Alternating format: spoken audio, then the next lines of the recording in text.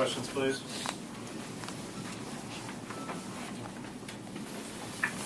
Bob, I thought Texas played with a lot more energy than you did, your team did.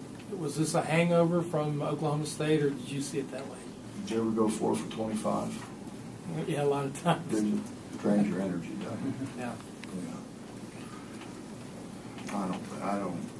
I thought we had a good practice yesterday. Had a good walkthrough today. We just didn't make any shots. You don't make shots, you put your head down. You make shots, you play harder. They made shots, we didn't make any shots.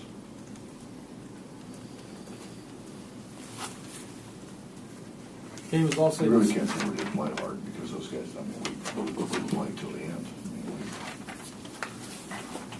We tried to get back in the game. If we could have made a shot, we could have got back in the game. Couldn't make one.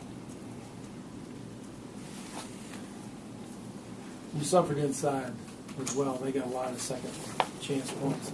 You know, what are we, 10-7? We've suffered inside for 17 games. We don't have anybody there that can score.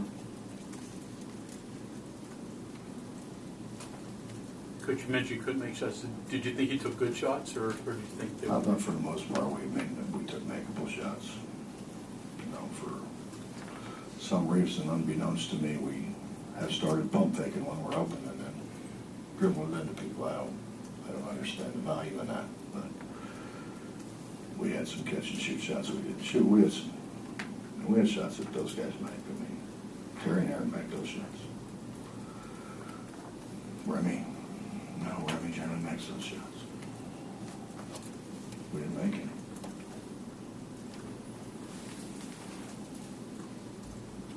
Coach, how about containing some of their big guys, some pick and rolls? Obviously, they did a lot of dunks near the basket. Just talk about, I guess, Ridley and what you guys are trying to do to slow him down. Trying to stay between him and the basket, we didn't do a very good job. And Devin had a little bit of the flu, or a lot of the flu, I don't know. So he wasn't very good, and when he's not very good, then we're not very good in there.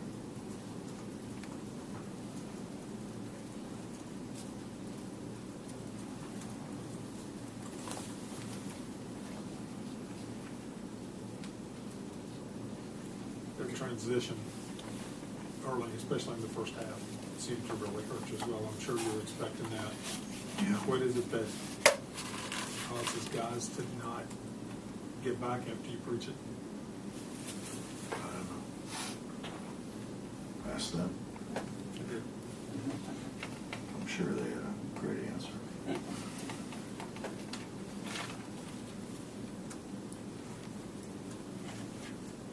Coach, he's talked about 4 for 25, and ones that he thinks sometimes they rely too much on the 3-point. Do you feel that way?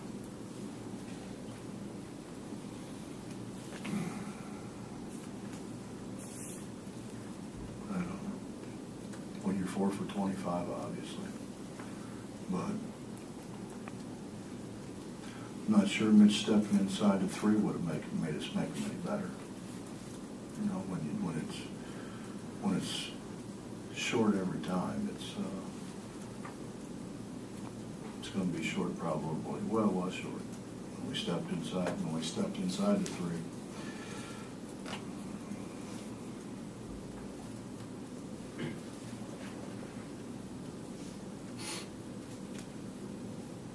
Possible when you're shooting the ball short that they didn't have any legs for the game, maybe. You know, I'm sure. But, you know, Bob, we didn't go very long yesterday. I mean, we were here, but, you know, you watch a lot of film, you walk through stuff, you know, you don't. I would venture to say they weren't on their feet more than an hour.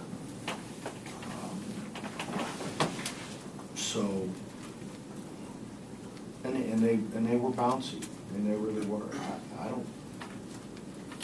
don't think so. Maybe. I don't think so. Devin wasn't very good. You know, he had flu, but the rest of them were bouncy. I don't know. I don't. Do you have any? I tell them all the time though, Bob, you know, what I kind of get a kick out of is that they all want to play in the NBA. And as we know, they play 86 games in the NBA, and if you play the playoffs, you play 100 games.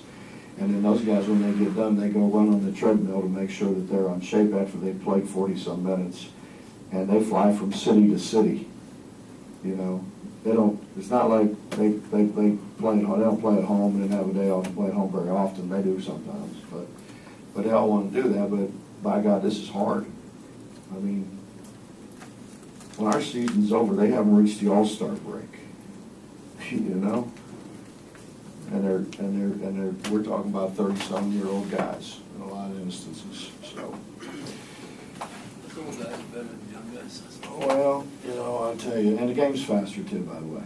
It's longer and it's faster than this game is. So, you know, if they can't do this, I don't think they're going to play in the NBA. I think maybe they ought to change their course. You know, get a new avocation. That ain't going to work for them. Bob, not that you don't have other issues like being able to play inside, but it sounds to me like you think if you had simply shot the ball better and would have been in much better shape. Dave, we've got to shoot the ball. We don't. I'm not lying to you. We don't guard. We don't guard the way we've guarded in the past. We don't. We don't guard, and we sure as hell don't rebound it the way we've rebounded in the past. So we have to make shots. And will we get better guarding? Absolutely. Will we get better rebounding? You know, absolutely.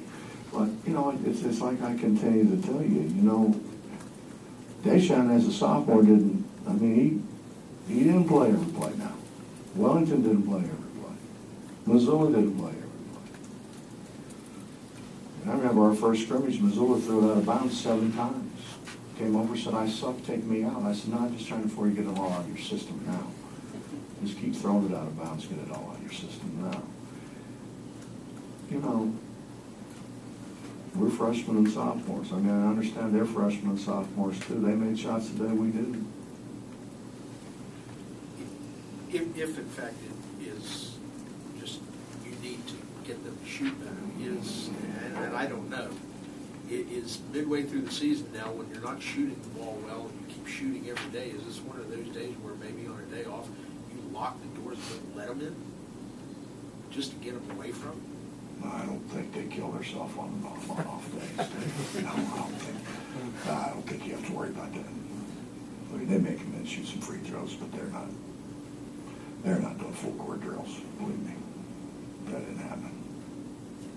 But they are in there shooting. Some of them. Some of them.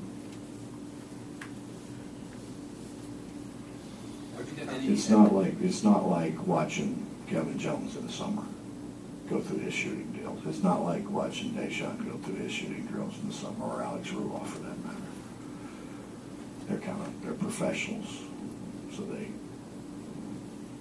understand. Do you have any explanation on what Harris is going through? Not only shooting, but I mean, he picked up a silly second foul with no chance to stop the guy. I didn't think that was a foul. I didn't think that was a foul. Wow, that's a good block. Those used to be good blocks. I don't know, Bob. I wouldn't tell him not to try and make that play. You know, I don't want foul, obviously, but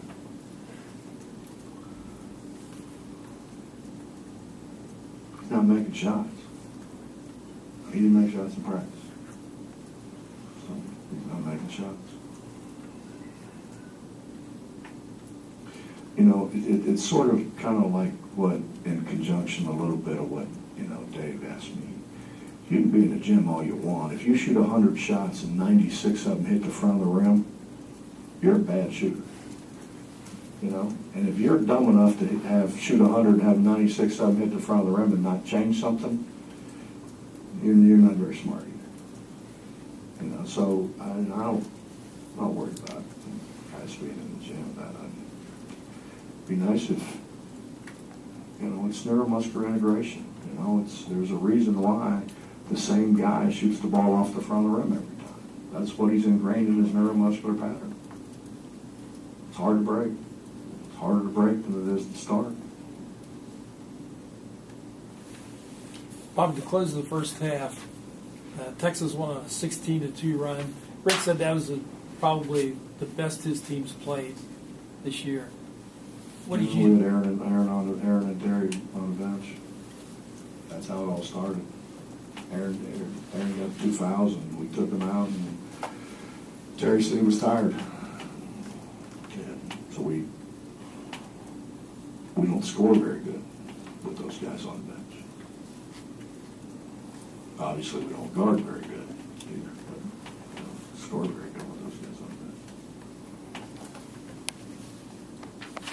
Going back to Terry, Aaron, he says he thinks he's doing something wrong, which obviously speaks to what you're talking about there. But can a guy who is going as well as he was going, can that just come unwound and he's doing something wrong, or is it just a rough stretch for his guy? Eventually get on the other side of it. Mike, when you watch professionals, they work incredibly hard at doing the same thing every time. Incredibly hard at doing the same thing every time. So their shot doesn't change. Their neuromuscular pattern doesn't change. And that's why they're so consistent, is because it never changes. I mean, do they have some days that don't go in? Sure. Everybody does. You know, there's that video out with Jerry. Shoot. Yeah. Yeah, so. What he said. He did it so much. It's ingrained in the neuromuscular pattern, but he did it right every time. He didn't shoot it one way one time and another way the next time. That's the struggle. That's probably the reason to lock them out of the gym. Is they're probably not doing it right.